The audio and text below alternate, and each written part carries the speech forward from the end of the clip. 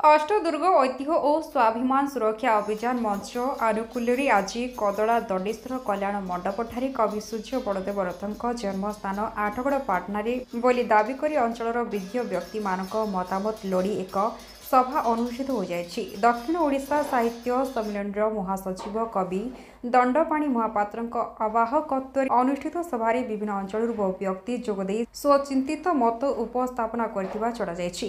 शेष में आठगड़ कवि सूर्य बलदेव जन्म माटी बोली प्रमाणित करने को दलमत निर्विशेष तालुका स्तर में एक कमिटी गठन कर जार सभापति तथा आवाहक रही प्रमोद पंडा। आगामी दिन में कदला बेगुनियापड़ा कवि सूर्यनगर पलसरा पुरुषोत्तमपुर अंचल में कमिटी गठन कर दाबी उपस्थापना जोरदार कर आज सभारे कदला कवि सूर्यनगर आठगड़ पाटना बहु व्यक्ति जोग देखा मिलता। शेष में धरणीधर बेहेरा धन्यवाद देते। Bureau report viral news.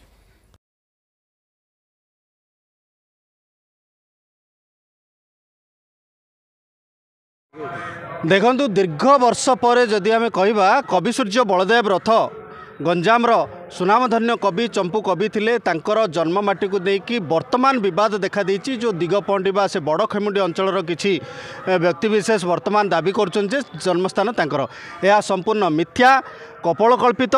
जेहेतु आमे छोट बेलू पाठरे पढ़ीचु जे कवि सूर्य बलदेव रथंकर जन्मस्थान होछि आठगड़ पाटना एवं वर्तमान जो सरकारी सहायता पाइबा आशारे सेठाकार किछि व्यक्तिविशेष दाबी करुछंती यह अयौक्तिक।